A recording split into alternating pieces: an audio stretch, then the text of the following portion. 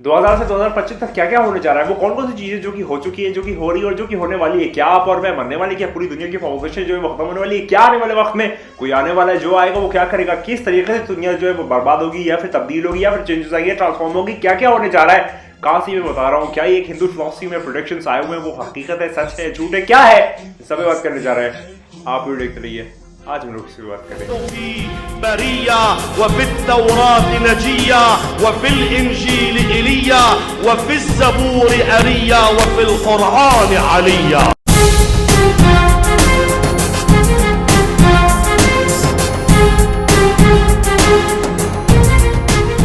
बात का आगाज करते हैं। तो जैसे कि मैंने आपको शुरू में तमहीद बांध दी कि मैं आज बात करूंगा 2000 से लेके 2025 तक की पूरे जो एक टाइमलाइन में डिफाइन कर रहा हूँ, इसके अंदर क्या क्या चीज़ें जो कि हो चुकी है, जो कि हो रही है और आने वाले वक्त में क्या क्या चीज़ें होंगी, और ये सारी की सारी जो चीज़ें इस पर हम लोग बात करेंगे और थोड़ा सा डिस्कशन करेंगे।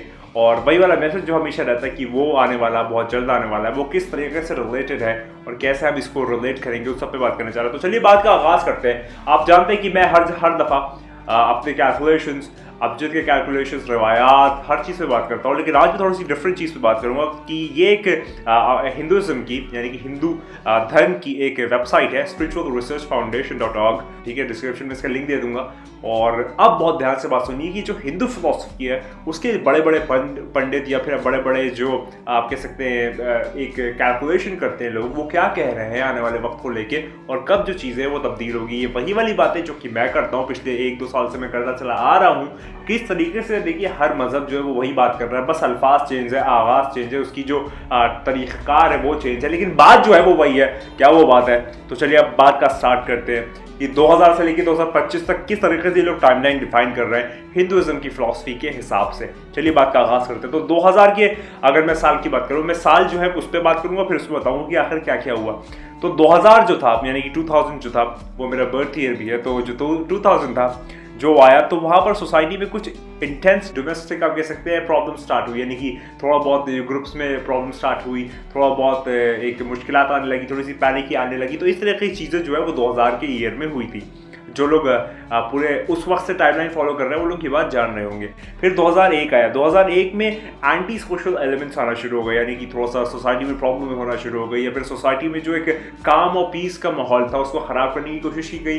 अलग अलग फ्रेंच एलिमेंट्स डाले गए और डाइवर्जन की कोशिश की गई, यानी कि डाइवर्स बनाने की कोशिश की गई और उनमें एक डिफिकल्टी लाने की कोशिश की गई। तो ये वाली जो चीज़ थी ये 2000 के साल में की गई थी, 2001 के साल में की गई थी। फिर 2002 का साल आया। तो 2002 के साल में जो लोगों की वर्शिप यानी कि जो इबादत गाह है या जो इबादत करने की जगहें हैं वहाँ पर उन्होंने कुछ मैल प्रैक्टिस स्टार्ट कर दिया, यानी कि कुछ खराबी स्टार्ट कर दी, यानी कि जो धर्म था उसको पॉलिटिकल एजेंडा के तौर पर इस्तेमाल करना शुरू कर दिया 2002 के साल में। और वहाँ पर फिर बहुत ज़्यादा मतलब मैं बहुत सारे ऐसे तो चीज़ है, लेकिन मैं जो कुछ स्पेसिफिकली कुछ पॉइंट्स है भाई मैं आपको बता पाऊंगा, क्योंकि वीडियो जो है फिर बहुत तफसीलन हो जाएगी, बहुत बड़ी हो जाएगी। तो आप ऐसा समझे कि प्योरिटी में इम्प्योर मिलाना शुरू कर दिया, यानी कि जो धर्म है, आस्था है, जो आपका डिवोशन है भगवान को लेके, ईश्वर को लेके, अल्लाह को लेके, उसके अंदर कुछ फ्रेंच एलिमेंट जैसे कि पोलराइजेशन या फिर आप कह सकते हैं कि कुछ एक लॉबी बनाना स्टार्ट किया गया और फिर उसको पॉलिटिकल एजेंडा में इस्तेमाल किया गया। तो ये वाली जो चीज़ें ये 2002 के साल के अंदर इस्तेमाल की गई। फिर 2006 पे बात करते हैं। 2002 से लेके 2005 तक ये सारी चीज़ें होती रही और काफ़ी प्रॉब्लम्स आई, यानी कि देश दुनिया हर जगह पर ये सारी चीज़ें, अगरचे आप लोग न्यूज़ को फॉलो अप कर रहे हो तो यानी आप बात ऑब्जर्व कर सकते हैं। फिर 2006 की अगरचे बात करें और 2006 में जो इबादत गाह है यानी कि जहाँ पर लोग नमाज पढ़ते हैं या फिर जो पूजा करते हैं या फिर जहाँ अर्चना होती है या फिर कोई सिनेगॉग है या चर्च है या मस्जिद है या मंदिर है या फिर किस तरह की कोई भी वर्शिप की जगह है, वहाँ पर डिस्ट्रक्शन होना स्टार्ट हुआ, वहाँ पर प्रॉब्लम्स करना स्टार्ट की गई, जो लोगों की जो मानसिकता आती है वो चेंज होना स्टार्ट हुई, माइंडसेट चेंज होना स्टार्ट हुआ। ये 2006 से स्टार्ट हुआ। 2006 में काफ़ी ज़्यादा लोग बदले, ट्रांसफॉर्म हुए और उनकी जो सोच है उसके अंदर एक ऐसी चीज़ आने लगी कि हाँ अब ये मेरा है, यानी कि पहले हम सब एक थे लेकिन बाद में फिर वो हम मेरा वाली फीलिंग आना स्टार्ट हो गई। तो ये डिस्ट्रक्शन हुआ था 2006 में, इतना ज़्यादा ये कोर डिस्ट्रक्शन था जिसने पूरी सोसाइटी को ख़राब करके रख दिया। ये वाली बात 2006 में हुई थी। उसके बाद 2006 से लेकर 2010 तक ये सारा सिलसिला चलता रहा। थोड़ी सी पैनिक थी, फिर थोड़ा माहौल ठीक हुआ, फिर ख़राब हुआ, फिर इस तरीके से होता रहा। तो ये एक टाइमलाइन डिफाइन होती चली गई 2010 तक। फिर 2011 में बात करते हैं। फिर जब 2011 आया तो 2011 में तो टेररिस्ट अटैक्स बहुत ज़्यादा स्टार्ट हो गए। टेररिस्ट अटैक्स जो है पूरी दुनिया में स्टार्ट हुए।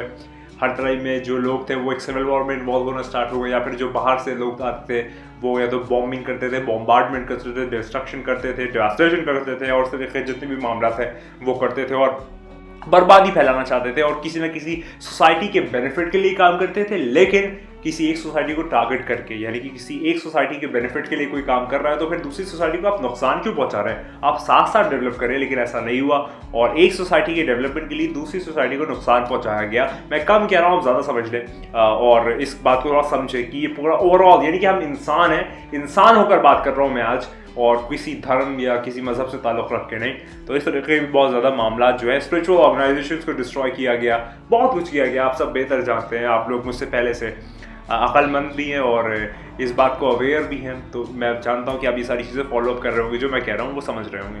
फिर 2014 का साल आया, 2011 से लेकर 2013 तक ये सारे मामला चलते रहे, टेररिस्ट अटैक्स या बॉम्बार्डमेंट, चोरी, डकैती, खराबी, बर्बादी, ये सारी की सारी चीज़ें जो है वो उस टाइमलाइन को डिफाइन कर रही थी जो 2013 तक आई थी। फिर 2014 का जो साल आया उसके अंदर नेचुरल क्लैमिटीज़ की स्टार्टिंग हुई, नेचुरल क्लैमिटीज़ की स्टार्टिंग का आगाज़ हुआ और फिर वो रुका नहीं, फिर वो चलता चला आ रहा है, वो आज तक भी चलता चला आ रहा है। मैं कैसे बताऊंगा कैसे, लेकिन बहुत ज़्यादा natural calamities, destruction, devolution, problem, concoction, fabrication, इस तरह के बहुत ज़्यादा मामला हमने इस दुनिया में देखे और पृथ्वी के लेवल पे, यानी कि कुदरती लेवल पे ये सारी चीज़ें हो रही थी। तो ये एक बड़ा हैवॉक था जिसने प्रॉब्लम क्रिएट की थी। उसके बाद फिर 2015 का साल पे बात करते हैं तो बहुत ज़्यादा फ्लड्स एंड वोल्केनोज आए। इसके अंदर वैसे बहुत ज़्यादा डिटेलिंग नहीं करूँगा, लेकिन बहुत ज़्यादा फ्लड्स एंड वोल्केनोज आए, यानी कि नेचुरल क्लैमिटीज़ की और ज़्यादा इंटेंसिटी बढ़ गई, इवॉल्व हो गई, आप ऐसा कह सकते हैं, उसका लेवल अप हो गया। फिर 2015 और 18 के बीच में क्या क्या हुआ वो सुन लें, क्योंकि 19 जब आया तो फिर आप जानते हैं 19 में एक बड़ा चेंज आया, दुनिया ने एक बड़ा नया दिन देखा, एक नया बड़ा प्रॉब्लम देखी, एक नया एपोक्लाप्सी या एपोक्लाप्टिक टाइप का दिन देखा। तो 2015 से 18 में क्या हुआ वो सुन लें। आपकी साइकोलॉजिकल वॉर जो है वो बहुत ज़्यादा स्टार्ट हो गए, आर्म्स एंड एम्यूनिशंस का बहुत ज़्यादा इस्तेमाल होना शुरू हो गया, कंट्रीज़ जो है अपने आप को प्रिपेयर करने लगी, कंट्रीज़ जो है वो आने वाले वक्त के लिए जो एक्शंस लेंगी वो उस वक्त अपने आप को प्रिपेयर कर रही थी कि हम ऐसा होगा तो ऐसा करेंगे, इस कंट्री के साथ ऐसा करेंगे तो हमारी जो इकोनॉमिक क्राइसिस है वो कैसे हम लोग उसको रोक सकते हैं, क्या हो सकता है, किस तरीके से हो सकता है, जो GDP उसको हम लोग कैसे बढ़ाएं, जितने भी ट्रेड्स हैं उसको कैसे हम लोग कंट्रोल करें, कैसे हम लोग दुनिया की एक सुपर पावर बने। इस तरीके के जितने भी मामला हैं वो अलग अलग नेशंस जो है वो कर रहे थे, हर जगह पर छोटे छोटे वॉर हो रहे थे। फॉर एग्जांपल आपके अज़रबैजान और आर्मीनिया का वॉर होना एक समवट स्टार्ट हो गया था, इजराइल और ईरान का चल रहा था, इंडिया पाक में थोड़ा सा टेंशन राइज हो रहा था, कभी होता है कभी खत्म हो जाता है, चाइना और फिर आप कह सकते हैं तिब्बत में एक समवट प्रॉब्लमैटिक सिचुएशंस थी, अमेरिका के साथ तो पूरी दुनिया में कुछ ना कुछ प्रॉब्लम करता रहता है, रशिया भी कुछ ना कुछ प्रॉब्लम्स में इन्वॉल्व था। इस तरह के बहुत सारे कैलकुलेशंस और प्रॉब्लम्स जो है नेचुरल डिजास्टर्स के साथ 2015 से लेकर 2018 के बीच में आ गए। अब मेन साल आता है जो कि चेंज का साल है, जो कि ट्रांसफॉर्मेशन का साल है, जिसके अंदर बहुत ज़्यादा तब्दीली और तबाही आएगी, और वो 2019 का साल है। 2019 से लेके अब मैं 2024 की टाइमलाइन डिफाइन कर रहा हूँ, यानी कि इस वेबसाइट के हिसाब से मैं आज जो डेट है वो है 29 अक्टूबर 2022। आज जो है 2019 से 2024 की जो टाइमलाइन है वो मैं अभी डिफाइन कर रहा हूँ। तो जो पहली चीज़ है वो ये कि जो साइकोलॉजिकल वॉर है वो एक्चुअल वॉर में तब्दील हो गई, यानी कि जो जहनी वॉर थे, यानी कि जो सोशल मीडिया पे होते थे या फ़कत जो सिर्फ बहस व मुबाहिसे में होते थे या डिबेट में होते थे, जो डिबैटल्स में होते थे, जो रिबर्टल में होते थे, वो सारे के सारे एक्चुअल वॉर में कन्वर्ट हो गए और फिर लोग फिजिकल हो गए, फिजिकल आर्म्स एंड एम्यूनिशन में। फॉर एग्जाम्पल पहले अमेरिका ने कुछ कहा, रशिया ने कुछ कहा, फिर उस तरीके से वो जो वर्बल स्पैट था वो एक फिजिकल एम्यूनिशन में कन्वर्ट हो गया और फिर एक आप देख सकते हैं क्या माहौल अभी इस वक्त चल रहा है। ये वाला एक डेवलपमेंट हुआ 2019 से 2024 तक जो होगा, 2019 में जो हुआ और 2024 तक जो होगा वो आप सुन लें। उसके बाद जो है जो ख़राब लोग हैं या फिर जो एंटी सोशल एलिमेंट्स है सोसाइटी में वो फिजिकल लेवल पे, साइकोलॉजिकल लेवल पे और स्पिरिचुअल लेवल पे इवैल्यूएट हो जाएंगे। अब मैं ये प्रेडिक्ट कर रहा हूँ आने वाले वक्त के लिए, अब मैं आने वाले वक्त में बता रहा हूँ ये चीज़ें होंगी। जो फिजिकल लेवल पे यानी कि जो लोग हैं वो मरेंगे, स्पिरिचुअल लेवल पे, फिजिकल लेवल पे और मेंटल लेवल पे, यानी कि पागल हो जाएंगे, जान से चले जाएंगे, या उनकी जो आध्यात्मिकता है वो ख़त्म हो जाएगी, शायद नास्तिक हो जाए, कुछ भी ऑल फॉल बकने लगे, इस तरह की चीज़ें होंगी। जो नेचुरल डिजास्टर्स हैं वो बहुत ज़्यादा इंटेंसिटी के साथ इन्वॉल्व होंगे और बहुत ही ज़्यादा बढ़ जाएंगे 2019 से लेकर 2024 तक, यानी कि अब 19 और देखा आपने हुआ, 20 में हुआ, 21 में हुआ, अब 22, 23, 24 इस तरीके से आप समझे ये वाली चीज़ें बहुत ज़्यादा इम्पैक्टफुल होगी आने वाले वक्त में। यानी कि नेचुरल डिजास्टर्स आ रहे हैं, बहुत जगहों पर पानी भर चुका है, आप ऐसा देख रहे हैं, और अभी ये शुरुआत है, इसके अंदर बहुत ज़्यादा चीज़ें आने वाले वक्त में आप देखेंगे होगी। उसमें अगर मैं बताऊँ कि अगर मैं बताऊं कि वर्ल्ड वॉर 3 यानी कि WW2 में करीबन 30 नेशंस जो थे वो इन्वॉल्व थे वॉर में डायरेक्टली और इनडायरेक्टली, लेकिन जो वर्ल्ड वॉर 3 होगा इसके अंदर 50% जो कंट्रीज है दुनिया की वो इन्वॉल्व होगी और वो इसके अंदर पार्टिसिपेट करेगी। यानी कि वर्ल्ड वॉर 2 के कंपैरिजन में कितना ज़्यादा आप सोच सकते हैं, दुनिया में पता नहीं कितनी कंट्रीज है और उसमें से सिर्फ 30 कंट्रीज ने इन्वॉल्वमेंट लिया था। अब जो है वो 50 से ज़्यादा कंट्रीज जो है वो इन्वॉल्व होंगी वर्ल्ड वॉर 3 की सिचुएशन में, जो कि इंशाल्लाह आने वाले वक्त में आप एक्सपेक्ट कर रहे हैं। मैं 15 दिन बता चुका हूँ आने वाले कैसे गुजरेंगे, क्या होगा, न्यूक्लियर कब फट सकता है। वीडियोज़ मौजूद है चैनल पर, अगर नहीं देखी तो देख लीजिएगा, आप ही का फायदा है। तो ये वाली चीज़ें जो है 50% जो पॉपुलेशन है वर्ल्ड वॉर 3 में इन्वॉल्व होगी, जो कि बहुत ज़्यादा करीब है, बहुत ज़्यादा करीब तर है। उसके बाद में अगर आपको फाइनल स्टेज डिफाइन करूँ तो जो फाइनल स्टेज है उसके अंदर जो कुछ कंट्रीज जो कि हार जाएंगी या उनको हरा दिया जाएगा, वो कहीं ना कहीं न्यूक्लियर बॉम्ब का एक्सप्लोजन जो है वो इस्तेमाल करेगी। यानी कि जब उनके पास कोई आप कह सकते हैं ऑप्शन नहीं बचेगा या उनके पास कोई तरीका नहीं बचेगा, तरीक़ाकार नहीं बचेगा, तब वो न्यूक्लियर बॉम्ब का एक्सप्लोजन इस्तेमाल करेगी और पूरी दुनिया या पूरी अर्थ को आप कह सकते हैं एक तरीके से आग लगा देगी। इतनी ज़्यादा वाइड स्केल पे डिस्ट्रक्शन होगा।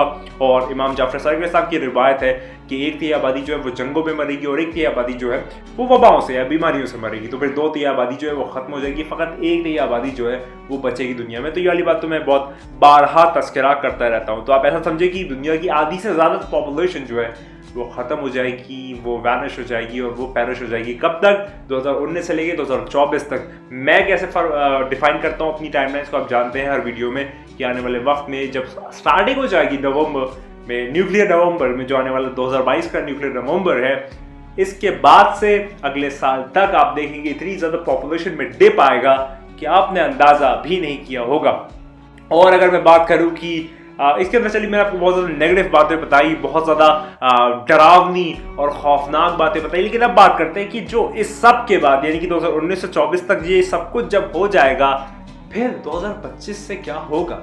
2025 क्या ला रहा है हमारे लिए? क्या वो बहुत ज़्यादा खुशहाली है या खराबी है या एलियंस आ रहे हैं या क्या कुछ हो रहा है? वो वाली भी बातें आपको जानना ज़रूरी है। तो वो वाली बातें भी सुन लीजिए कि आखिर 2025 और उसके ऑनवर्ड्स क्या चीज़ें हमारे लिए आने वाली हैं। तो जो लोग हैं वो जो पॉलिटिशियंस हैं उनसे बहुत ज़्यादा नाराज़ होंगे, बिल्कुल उन पर यकीन नहीं करेंगे और फिर जितने भी वली अल्लाह है या फिर जो संत लोग हैं उनकी तरफ जाएंगे, उनकी जानिब जाएंगे और उन पर यकीन करेंगे। आप जानते हैं कि सबसे बड़ा सेंट या सबसे बड़ा सेवियर कौन है? कल की अफ्तार, इमाम मेहदी, शशोयात, मैत्रिया, कुछ भी कहो कुछ ना कहो, आने वाला एक है क्योंकि खुदा एक है। चले वो बीच में आ गया, वैसे मैं लास्ट में कहता हूँ ये चीज़। और जो एनवायरनमेंट है वो काफ़ी ज़्यादा सटल हो जाएगा, बरकत आने लगेगी, चीज़ें अच्छी होने लगेगी, एक डिवाइन किंगडम की स्टार्टिंग हो जाएगी। और याद रखिए, बिना डिवाइन के डिवाइन किंगडम स्टार्ट नहीं हो सकता। ना अमेरिका का प्रेसिडेंट, ना रशिया का प्रेसिडेंट, ना चाइना का प्रेसिडेंट या जितनी भी कोई वीडियो पावर है उसका प्रेसिडेंट जो है या प्राइम मिनिस्टर जो है वो ये डिवाइन किंगडम स्टार्ट नहीं कर सकता, क्योंकि हम डिवाइन नहीं है। डिवाइन वो है जो आएगा और जो कि बहुत जल्द आने वाला है। ये दुनिया में मौजूद है डिवाइन, सिर्फ पर्दा हटेगा और वो आ जाएगा और फिर पूरी दुनिया जो है उसको देखेगी, वो डिवाइन जो हम सब के सामने आ जाएगा इंशाल्लाह बहुत जल्द। हम दुआ करते हैं, आप दुआ करें, आप हिंदू है, मुस्लिम है, सिख है, ईसाई है, कोई भी नहीं है, फिर भी इंसान है। अगरचे इंसान है तो दुआ कीजिए कि वो जो आने वाला है वो आए, क्योंकि हम सबको वही बचाएगा, क्योंकि वो जो आने वाला है वो ज़रूर आएगा। हाँ, तो ये वाली बात है कि एक डिवाइन किंगडम की स्टार्टिंग जो है, एक सतयुगा की जो स्टार्टिंग है वो 2025 के बाद, मतलब 2025 और उसके बाद इंशाल्लाह स्टार्ट हो जाएगी। और फिर वो मौला जो है वो एक मतलब मैं मौला कहता हूँ, मतलब एज पर मेरी यकीन और मेरी बिलीफ के हिसाब से, आप कल की कहें, आप कुछ भी कहें, लेकिन मेरे मौला जो है इंशाल्लाह वो बहुत जल्द आने वाले। मेरे मौला मौजूद है। मैं आज कहता हूँ हमारे जितने भी इंसान मेरे भाई बहन हैं, इंसान और शायद जिन्नात, कि आप अगर मौला से सच्चे दिल से तवस्सुल कायम करते हैं, जवाब ज़रूर आता है। शर्त यह है कि आपके दिल में वो उनसियत, निस्बत और उनकी मोहब्बत इतनी ज़्यादा हो कि मोहब्बत से मवद्दत का सफ़र जो है वो आप कर लें। तो ये वाली बात थी कि अगले 30 साल में वो चीज़ें होगी कि दुनिया के आने वाले 100 साल इम्पैक्ट हो जाएगी और इतनी ज़्यादा खुशगवार या खूबसूरत, या आप ऐसा समझ सकते हैं कि इतनी ज़्यादा अच्छे हो जाएंगे जिसका हमने कभी सोचा भी नहीं होगा। सारे रवायतों में जुमले मिलते हैं, लेकिन ये वाली बात समवॉट मैंने अभी तक डिफाइन कर दी। 2000 से लेकर 2025 तक वो कौन कौन सी चीज़ें, कौन कौन से इवेंट्स जो कि हो चुके हैं, हो रहे हैं या होंगे, ये सारी की सारी बात का आगाज़ मैं कर ही चुका हूँ। और इसकी इंतहा जो है इंशाल्लाह आने वाले 1 महीने में आप देखेंगे। और दुआ कीजिए कि वो आने वाले, वो बहुत जल्द आने वाला। हिंदुइज्म में कल की अवतार कहिए, सशोयांत में अगर आप है तो पारसी मजहब के तो कहिए, आप मैत्रिया कहते हैं क्योंकि आप बुद्धिस्ट हैं, या आप मेरे आका और मौला इमाम ज़माना इस्लाम मेरी इस्लाम कहते हैं, तो भी कुछ भी कहिए, कैसे भी कहिए, किसी भी फॉर्मेशन, ओरिएंटेशन और किसी भी ट्रांसफॉर्मेशन, डिस्क्रिप्शन या किसी भी तरीक़ेकार से आप जाने, माने या पहचाने, लेकिन वो आने वाला एक है क्योंकि खुदा एक है। याद रखिए कि तू नहीं है, बस वही। और एक और लास्ट में मैसेज देना था, लेकिन चलिए उसे अगली वीडियो में देंगे। एक मेरा प्लान है जो कि मैं सोच रहा हूँ, लेकिन वीडियो बहुत ज़्यादा तवील हो गई होगी अगरचे मैं देखूँ, काफ़ी तवील वीडियो हो गई है, तो इंशाल्लाह किसी और वीडियो में इस पर गुफ्तगू करेंगे। हमेशा एक ही बात कहता हूँ कि वो आने वाला है, वो बहुत जल्द आने वाला है। हमेशा याद रखिए कि तू नहीं है, बस वही है। खुदा को याद करो यार, खुदा को याद करो। खुदा हाफिज़।